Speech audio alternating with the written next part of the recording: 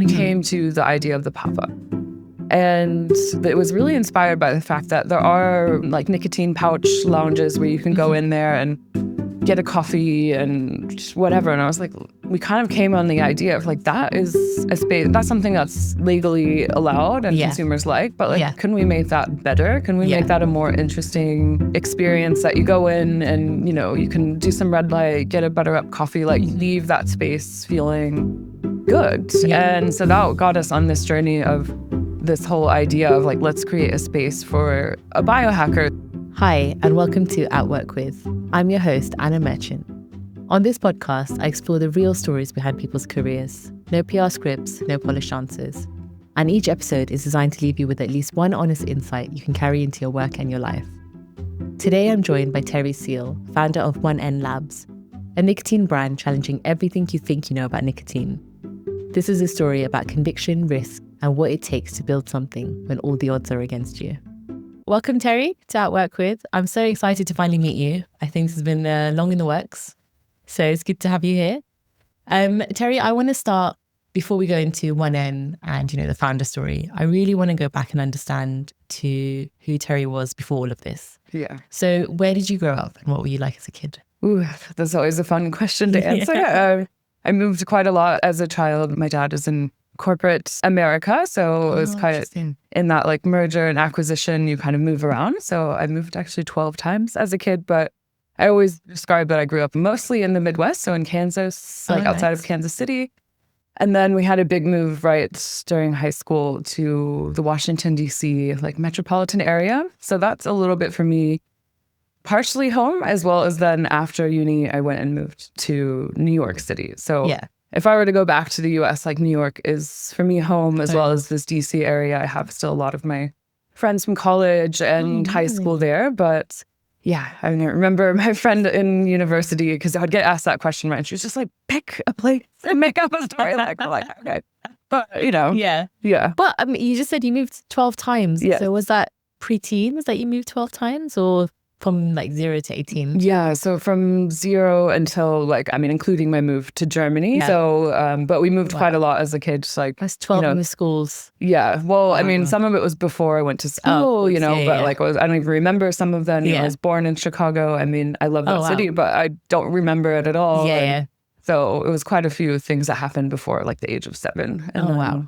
Yeah. Yeah. Big traveler. Definitely shaped me for sure. I mean, you just referred to one of your friends, and one of the questions I always love asking guests is like, how would your closest friends describe you? So not the professional you, like you, without, you know, the corporate and the profession. Yes. I know this question's always a fun one, right? I mean, definitely, I'm a very direct and honest person, also very loyal. And I, you know, try to be a good listener, right? You know, my friends typically like, or I don't know, I'm the friend that you could kind of tell anything. So kind of like judgment-free zone. So I'm always the one getting the full picture usually. And like, they trust me with that information as well. And, you know, I'm not trying to like give them unsolicited advice, although, you know, sometimes right. But do you think a lot of that stems from you moving around so much as a kid and, you know, your worldly experiences? I had something similar. Like I always think I have a good story where I've moved around like 5 times before 10, but it's not 12. Yeah, no, but still, but it's I not think a lot. It really makes you adaptable. It does. Like you just have to like get up, go, start all over again. Do you think that a lot of that stems from your childhood? Yeah, absolutely. I mean, you have to be, like you said, exactly that, adaptable, meet new friends, and sometimes even create a new identity, I mean, which can be like really a fun thing as well. But, you know, for sure, you have to blend. And I also moved from, you know, a very conservative place. Kansas City is predominantly white. I mean, you could count on one hand the number of like non-white people in our school. And then I went to DC area and it's absolute opposite. And I was one of the few people who my parents were still married. You know, that was like quite odd, where it was just totally the opposite. Everyone was, not my family, but, you know, everyone was going to church every Sunday and married parents and nuclear family. And exactly. So I'm glad. It was a really hard transition, but I'm really happy in hindsight for that, because it opened my worldview and I had such a diverse friends group that, you know, still carries through to today. I do feel that I think the more you move and the more you're in different situations, it does open your eyes to there's so much more opportunity out there and there's such different ways of living. and it's quite interesting actually, which makes sense a bit about your career transition. So you started in corporate. Yes. At what point in that journey, and I would love to get to Golden Ram Imports in a minute. Yeah, at what of course. point when you were, in Evian and, in other corporate, being an analyst, when did you think that, this is not for me? Yes. Well, I was working at the time, I was doing private label product development, and a lot of it was fun and exciting, getting to meet suppliers, going to factories, finding these new trends. But often you would also be so pressured to grow and sell more. And sometimes it was products that you knew like maybe weren't super healthy and, which interesting what I'm doing now. But I just kind of got to a sense of like it could be better than this. You're working with a lot of packaged goods that are, not to say that it's all unhealthy, but I just kind of wanted to learn more. And that's when I started doing my master's at NYU in food systems, because I was like, I want to do something better, or at least understand more. And this is where I'm very interested to know as a listener. So you were the CEO of David Rosengarten's wine import and luxury food business. And so this, for people that don't know from a different generation, like he's from our generation. He's like literally the celebrity chef in NYC. And you became the CEO of his business. How did you go from corporate? Can you walk me through that journey? Yeah, absolutely. So it was I was, doing it US style, where you're working full time and doing a part-time master's. And I saw on our listserv, there was always cool things like an internship at, this magazine. And I never really just kind of fit. And then suddenly there was this post of a food writer wanting to restart all these food businesses, looking for product development. I was like, that is something I can do. And so I was brought in to develop products. We launched, the first thing we did was this varietal chili hot sauce with this really cool things in Virginia. And the CEO at the time was actually still one of my kind of mentors, Seth. And he was the kind of person who has a bunch of things in his bag, doing all sorts of things, everything from working with Michael Bloomberg to running this burger fest. And, he was looking to move on and focus on other businesses, and kind of pulled me up then to lead this small family business, essentially. Which was all over the press. And he did 1,000+ shows on the Food Network. Yes, exactly. Right? One of the things I'm always interested in these kind of roles, because your role was quite forward facing. You were like the right-hand woman almost for David. What was it actually like running that business? Oh, yes. Challenging beyond just the realities of running a business. On the one side, we were privately backed. So that was, kind of nice, because it was just one person writing a check. So you didn't have that same, VC style of pressure. But at the same time, it comes with a lot of strings attached, in that it's more of a passion project for a rather wealthy person. And it becomes their kind of fun outlet. So it kind of made it into a blurry, I was working 7 days a week and doing a lot of fun stuff. But, I'm looking back, and I was going to the Hamptons on the weekend with people double my age when I'm in my late 20s, early 30s. Working with personalities can be challenging. David on camera is one person, and behind the scenes, that comes a little bit with being successful and having really high standards. We had moments of massive meltdowns right before TV appearances, and I'm like, kind of coaxing him to get, hey, David, don't worry. Little instances like a misplaced comma in an email would be this is a huge thing. So when it's so tied to your brand is so tied to a personality, it brings just this whole other layer. That person has to be really happy with what you're doing. And, so I learned a lot about that. And I think I do have, on the positive side, I've learned so much from David, whether it's from wine and food, as well as to have a high standard. But I did learn that's not how I want to treat mistakes, basically, as it's the biggest thing in the world. And sometimes it's really so tiny and it's not worth stressing yourself out about, What did that teach you about just resilience in the working world? To be fair, at the time, I didn't have I did have a lot of resilience because I got through it, but I was lacking at that time boundaries to kind of say, and the confidence. I was still quite young and just wanting to do well. And there were a few times where, things did cross what I would consider now, I'm not going to deal with that kind of treatment or behavior. And it does teach you to just at some point, you look back and think, okay, that's not what I would do now. But, it was challenging. You were, and it's quite impressive. You were in your late 20s when you became CEO.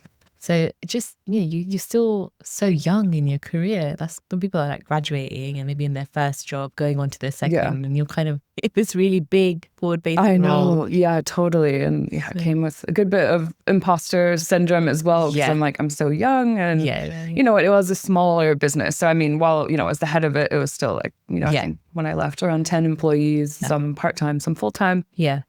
So it was a real business you're running, but you always had this feeling of like, oh, well, I'm a CEO, but I'm not like that kind of CEO or something. I don't know. So you then left New York City and you moved to Berlin around that time. And then you launched a business, you launched your own business called Drink Boon. Yeah, exactly. So I actually, before the first stop in Berlin, we got engaged to a German and we moved to Munich. Yeah. So I was there and really, trying to figure out what I could do career-wise in Germany and kind of feeling a little bit outside of, I was applying to a bunch of things that I thought could be a good fit. It was just not really clicking in the kind of corporate sense. And I, in my German class, actually met one of my friends, Anna, who was in the startup scene. And she was like, come with me to this startup weekends. I wasn't really anticipating to do anything, but I just kind of came up with this idea and pitched it and then ended up being one of the final teams. We didn't win, we got second, but out of that, I had kind of a CTO who was interested and a few other people. And then later through my ex-husband now, but got connected with this group of developers in Dusseldorf who were working on the algorithm side of it and wanted to put this to the market with me. So it was just kind of, I don't know, out of necessity in a way and it just... It's almost like all the pieces were like falling together almost. And so obviously you ran that and then you did lots of stuff in between, which I was like, your CV's so impressive. Yeah, no. And then you were still in Berlin when you started to think about the nicotine business, right? Like there was and I guess my question around that would be, when did you start realizing that there was something missing in the nicotine scene? Yeah, great question. I mean, the first entry or like introduction to nicotine beyond when like, my friends smoking cigarettes on a night out or whatever was when I was working at Next Big Thing. So I was, managing a portfolio of around 14 ventures. And one of the founders there, I won't say his name, but he was a very buttoned up German guy. And we got to, just talking like you do. And he told me about this kind of like biohacking, Telegram, like WhatsApp group that they're in. And he's like, oh, I'll add you to it. And there they started exchanging all sorts of things, talking about microdosing, psilocybin, nicotine, as well as just kind of straightforward things like, hey, let's go to CrossFit or do Wim Hof breathing. And it really opened my eyes. I was like, not that I had a negative perception, but that was still quite edgy at the time. What year is this? 2019? Oh, yeah. Like 2 years before COVID, right? So like 2017. 18. Yeah. Okay. Yeah. And so it was then that I kind of just got my eyes open to these other nootropics and kind of biohacking in this way. Fast forward post-COVID and a few years later, I was working as part of a venture building unit, and we were looking into just this kind of opportunity area of nicotine in general and what can we do to make better products. And then we were interviewing someone I knew from university. He was a wrestler and went on to be a fitness founder. He founded one of the first cold exposure. It was like cold exposure plus you would work out in the cold. We were wanting to speak to a biohacker. I was doing an expert qualitative interview. And Jimmy, he's part of our story as well. Yeah. So we were chatting and then just organically, we were just really talking about biohacking, and then he starts talking about nicotine. And, we kind of like get into that topic and just started realizing that there was a huge gap between the products on the market and what people like him would be looking for, and like the level of scrutiny that they have on the ingredients, as well as the transparency, and like also how a lot of nicotine products are extremely strong. And so we just started in that journey from that conversation, and then of course got into the voices of Dave Asprey out there being quite clear about, his view on nicotine and nootropics. And as well, like that was when I was, kind of like already a bit on my own health journey, trying to like just really open to trying anything, and had my own personal experience with like stack that with certain protocols. I do enjoy that, and I feel that gets me through that presentation that I don't really feel like doing or whatever. So that was really the start of it. And what started as really a hunch just over these 2 years of development and like talking to consumers has just been, you're always like unsure as a founder if that's like just in your mind or just your research, but it's been really fun and exciting to see that. We'll get onto that. I'm very, very excited to talk to you actually about one end. But what I found very interesting, which I wanted to ask you about, is when you talk about the people in your life and your friends and stuff, you know, you've gone from this really cool CEO of a celebrity chef to now, you know, running or launching a nicotine brand. Yes. What was that reception like for you, just with your family and friends to start with, let alone everybody else? Yeah, so I love this question. Yeah, so generally quite negative. I mean, when I was in the sommelier stuff, everyone thought that was cool. And it was just always asking me questions or messaging me, hey, what wines, or I want to go here, or it's a very glamorous on the outside sort of world. And also with David, we got so much, you know, insider access to different events or trade shows. And Hamptons on the weekend. I mean, that's quite cool. I mean, we had a whole cabinet full of wines that we would just get from press. And that's not even the wines we were importing, right? So it was just nutty how much access you would have to like amazing things that honestly, I kind of, you know, I'm not spending money on, you know, these 1960, you know, Chateau Latour kind of wines. So it was definitely a huge change. I mean, of course, the people who like know me and know my stance on just like, I personally believe in like taxing things and regulating and letting adults like make their own decision, whether that's on nicotine or alcohol or something like cannabis. So people who really knew me got it, but the other people kind of in the periphery are just like, okay, that's a choice. What is she doing? So it's loaded with stigma, and it's still like, I don't know, I have been, you know, I'm embracing it more now, but to the start I was kind of downplaying what I was doing, even though it was super exciting. How did you keep going when there's that much external pressure? It's great. Since I was about 37, kind of on a journey of really realizing that nervous system regulation is important for me, and kind of understanding that some elements of that had been holding me back. So that kind of just fits into that work, because it forced me to address some of the imposter syndrome, as well as this element of confidence, treating that like a skill. A lot of that work I was doing for my own private life then actually had a huge impact how I showed up at work. And I was just able to kind of, you know, previously that stuff would keep me awake at night, or like, you know, criticism of what I'm doing might really spin around in my head for quite a while. And now I have those tools better to say, okay, I can absorb this. And is that piece of information useful, or if it's useful, great, I can take that into consideration. Otherwise, you know, I'm able to just release that kind of energy back to this person and not let it affect me in such a way that, you know, if I was 27, it would have sent me into a tailspin, like you know. Lived experiences, right? And it almost seems like you were the customer for your own product, almost. And that I can understand why that is really kind of a motivating factor to just carry on, because I'm like, you've got the vision. And it's really like, I've got the vision and this is going to work. And then there's obviously the gender layer, so nicotine, highly regulated, highly male. From manufacturers to retailers to the people that use it as well. Right? I mean, it's changing, but it's not changed that much.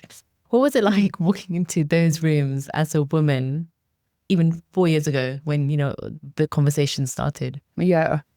I mean, certainly always depends on the room, but it's a bit lonely being the only woman, and you have the range of experiences. I have to say my lead investor is one of my biggest fans, but I have been in the same rooms with our investor groups or like different people there, and just, it's kind of like a moth to a flame. Some like men who like want to challenge you and not believe that you should be there. So it's super intimidating, and it does require that core confidence, which is not always 100% there, right? Like depending on the situation of the day or whatever, that might be like 80% rather than 100. But it did require a lot of like me just working on myself and my own emotional regulation, as well as being able to like not absorb everyone else's kind of energy. And I try to, you know, I do, you know, those people who come at you, whether that's a man or a woman, of course, it comes with age, right? Now I'm able to see like, okay, that's your issue that you're projecting onto me. It's not really a me thing, but it can be intimidating. So I do have to say, broadly speaking, with my investor group, they're very open, but even my own venture building company. I'm one of the few, I think there's 2 maybe female venture leads, venture CEOs in our entire company, even though our CEO is a woman. So I think that speaks volumes, like whether it's the venture space or wine, nicotine, it is, you just kind of have to, I don't know, I wouldn't say you just have to deal with it, but it's like, again, it can be intimidating. It can also be like a super amazing, positive experiences. So I try to hang on to those people who make me feel good and bring those people into the business and like get away from the not so good, which is easier said than done. And again, like you said, like I think that comes with age, right? So had you been 10 years ago trying to launch something like this to now.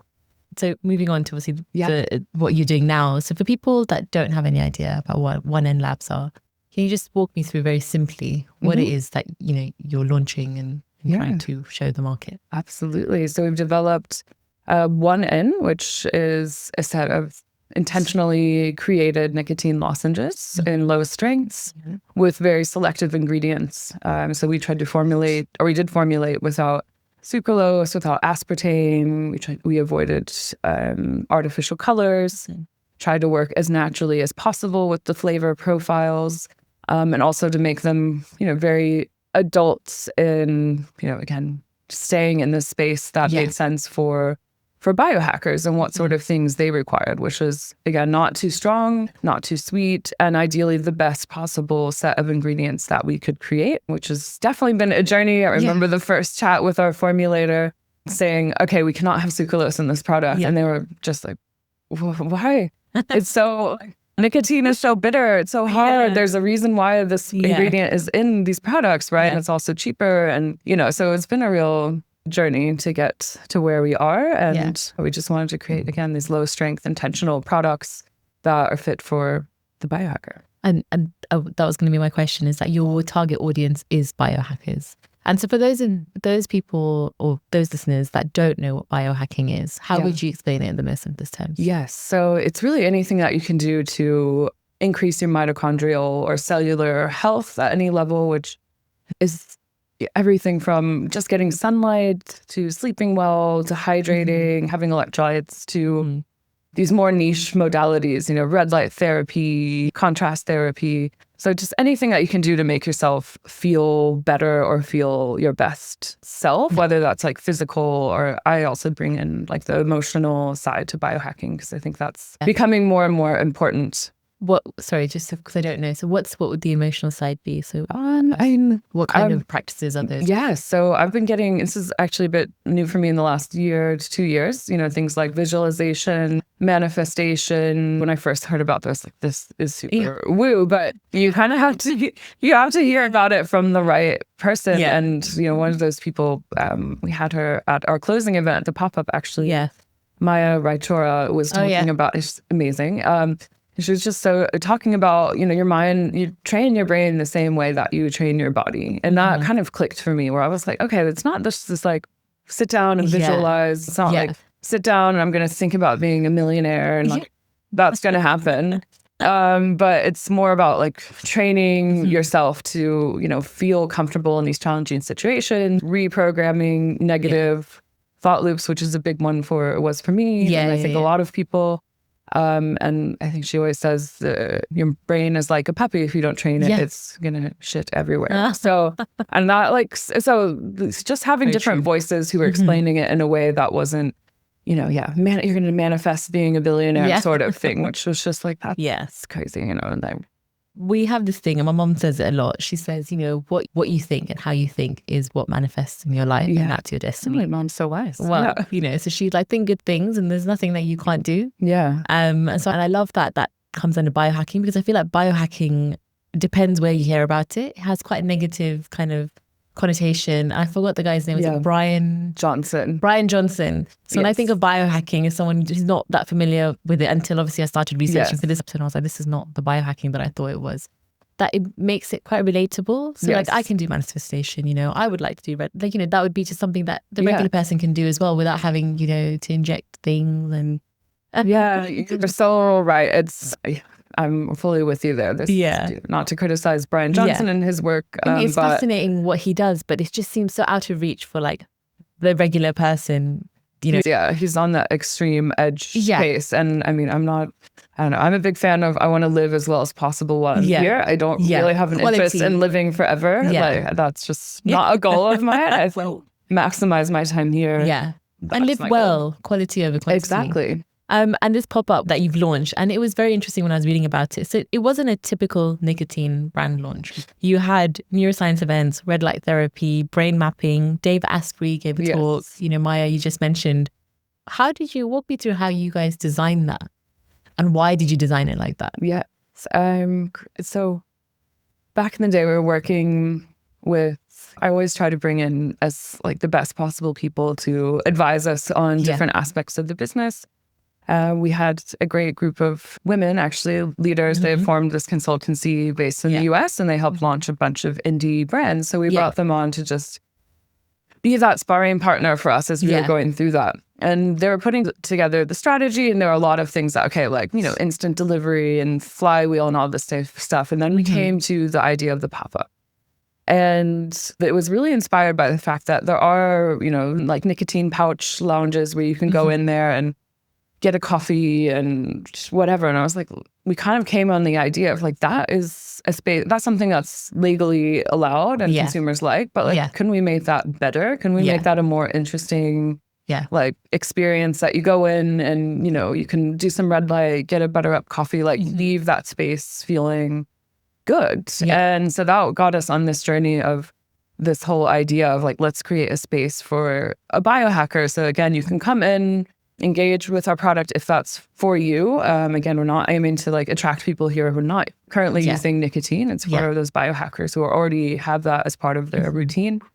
So that was it. And, of course, my compliance team was, by our sides, like checking, does that make sense? Is that, a okay thing to do? And we just found a way to balance that out with like being true to the brand and what we think would be a good experience, as well as not getting into like gray area. And it seemed from obviously the media, and I will go visit it this weekend, but it seemed like it was quite a cool place to go, and it's quite a cool brand to go.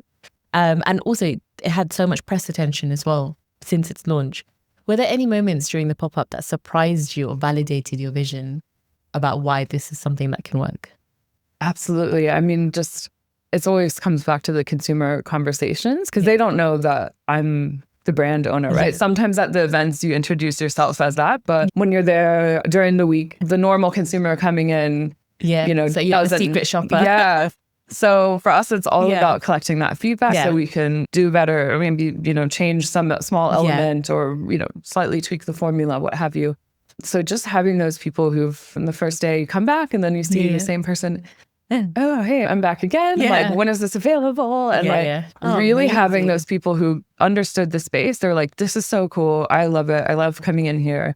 And also really engaging with the product, and then constantly like, when can I buy this?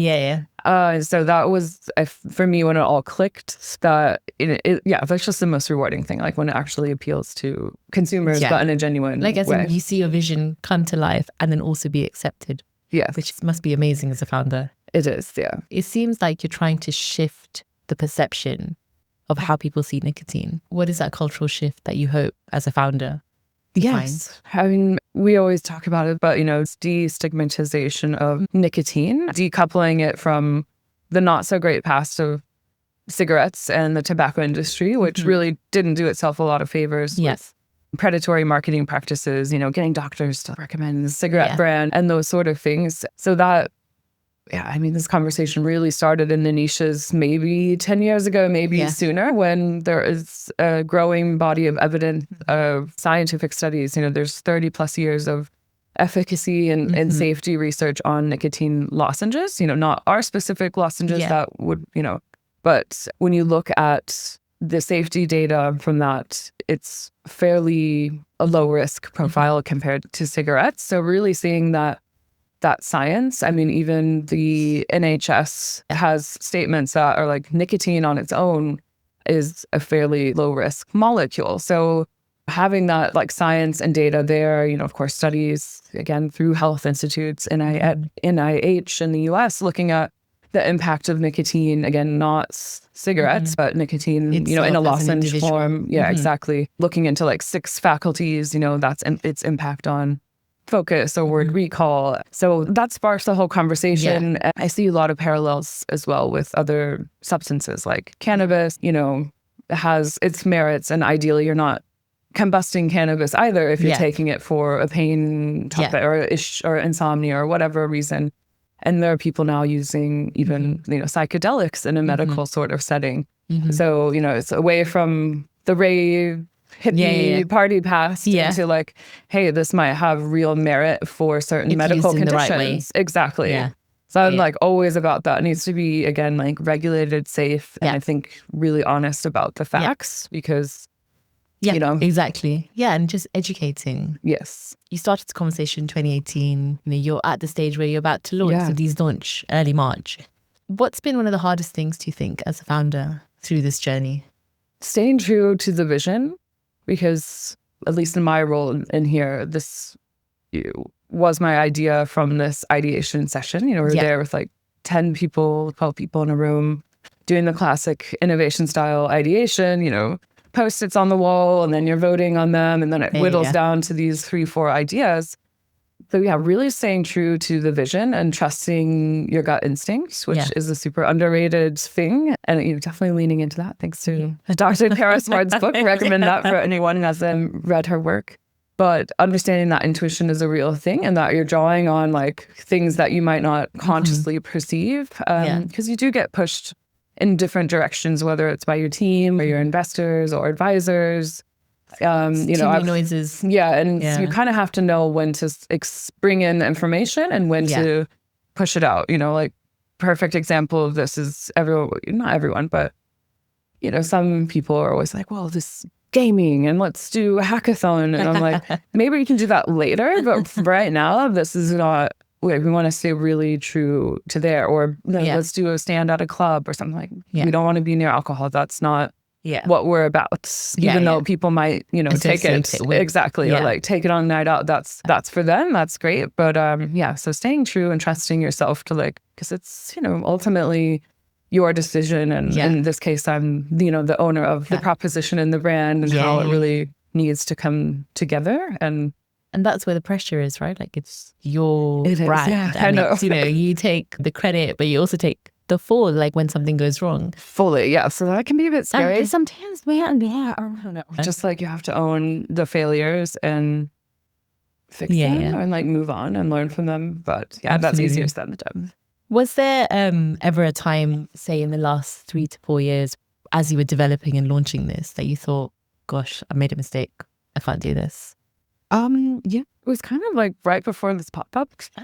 Oh gosh, in December. Right? Well, exactly. I didn't think we were doing something wrong, but it was just coming together, and Dave was there, and I was needing to be so present. It kind of goes back to that stigma of putting yourself out there in this industry. I'm like, well, there's no turning back now. So on the nicotine piece, and it seems like you've had to deal with really good and successful things, but also some difficult conversations. And how do you deal with, like, there'll be some people that'll be like, nicotine's really bad. Why are you working on it? How do you respond to people like that or thinking like that? Because you'll never be able to win over everyone to be like, nicotine's, something that we totally. So from a responsible marketing perspective, I usually just kind of leave that of like, if you have any concerns about nicotine not being for you or for any reason, whether you're worried about the addiction aspect, which is for real, I mean, it's an addictive substance. Or, there's some people who like, I used to smoke, like, is this for me? I'm a bit worried. Or again, like you're saying, this true skeptic, I can share the openly available research that's been, some of the earliest were in the 90s, looking into the link with cognition and nicotine's one of the like oldest used substances out there next to caffeine, right? So it does have a genuine impact. It has an impact on your mind. And I think anyone who's tried it knows that inherently. But I genuinely try to stay away from that because I don't want to ever convince anyone who doesn't feel like it's for them, like convince them. And not everything's for everyone, right? Exactly. So I think if your gut's telling you no, then I'm like, okay, that's great. And if someone's listening to this and, they're at that stage where maybe you were 2018, 2019, and they're building something controversial, or they're building something that, people won't really understand. Yeah. What advice would you give them based on your experience? Yeah. So of course, stay the course. Try to find people in your corner who get what you're doing, whether that's friends, advisors, investors. Those people have been like the ones I go to. I have a weekly standing with one of our advisors, and he's the one I'm always like talking through these real topics with, of being pretty vulnerable. And also don't be afraid to be vulnerable again with those circles, because that was something, earlier in my career I would have held back on because, that's not professional. Or like, you want to be taken seriously. Exactly. Right? You want to seem like you always have it, like solid and it's all perfect and whatever. And just not needing to be perfect. It's okay to be vulnerable. And like, it's really hard. So just get the right people in your corner and lean on those people, and, they'll get you through that, critical comment on Instagram or, whatever it is. So. Yeah. And then just kind of when we kind of summarize your career, looking back, you've done lots of different things, and, wine in New York, nicotine in Berlin. What's something that you think through this journey, the last 2 decades, that you've learned something about yourself that you wouldn't necessarily expect? I've learned how much I love creating things. That, looking back in the thread, even in the corporate, those are the things that got me the most excited, was creating and building and this kind of like newness. I'm definitely like, I like the early stage. I like the ideation of coming up with things. Like, that's the most exciting for me. And it's only become super clear in the last few years that is important for me in terms of my career. And that's the thing that gets me out of bed in the morning, to be motivated to like, let's build and do something. It's fun for me. Whereas some people might enjoy that later stage of like, let's make this company more profitable or cut costs. And like, that's where I start to get like my eyes glazing over. See you later. I'm going on to the next one. And so, One in Los Angeles, they launch next month in March. What does success look like for you this time next year? So I would just, success for us would be that we're across all of London. That's our next move. We're right now just based in Shoreditch, and really using that as our launching pad, if you will. I would love to be across London, and that would be, and widely distributed. So we have, instant delivery partners, we have our e-commerce, our own site, as well as a number of amazing kind of hand-selected retailers across the city. So our target group can, buy that close to their office or on their commute, and that would be the first like goal. If I can walk into London and some shop that you're like, oh, that's so that's probably the most rewarding thing. It's like seeing your product on shelf and then seeing customers react to it, and put it in their bag. I know that's mine, by the way. Oh, amazing. So just before we end, Terry, I'd love to do a quick fire round with you, just to finish off. So it's a series of 10 questions, and just say the first thing that comes to your mind. No overthinking. Woo. Are you ready? Yeah, let's do it. Okay. Coffee or tea? Tea. Berlin or New York City? Oh, that's tough. Berlin. Morning person or night owl? Morning. If you weren't building 1N, what would you be doing right now? I would be building functional beverages. So I love this low sugar, better alternatives to soda. Yeah. I would definitely be building something in that space. Maybe one of the times when you are, and come back on the show. Yeah. Favorite biohack you actually use? Oh, geez, that's such a tough one. I would say sleep right now is the main one. So underrated. Yeah. Absolutely. What's the last thing you binge watched?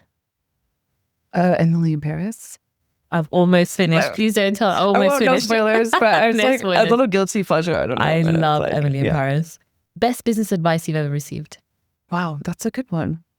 I think you have to just trust your gut, particularly when it comes to making decisions around the brand, a proposition, or a strategy, if you are in that founder position. And what's the worst business advice you've received? Just always push through, and like this push to be perfect. Not to say that one shouldn't have grit, but it's okay to have boundaries, and it's okay to say no sometimes. Oh, I love that. And what would your younger self think of you now? So I think she would be very proud, quite, I don't want to say surprised at where I am, but, I have evolved a lot and really worked on a lot of things that, were weighing me down definitely in my 20s. So amazing. Terry, it's been so wonderful talking to you. Thank you so much. Thank you. Likewise. I really enjoyed it. If you enjoyed this episode and found value in it, I'd be so grateful if you could like, subscribe, or share. It genuinely helps us to grow the show and continue creating spaces for the honest human stories that often don't get told. Thank you for listening, and I'll see you on the next one.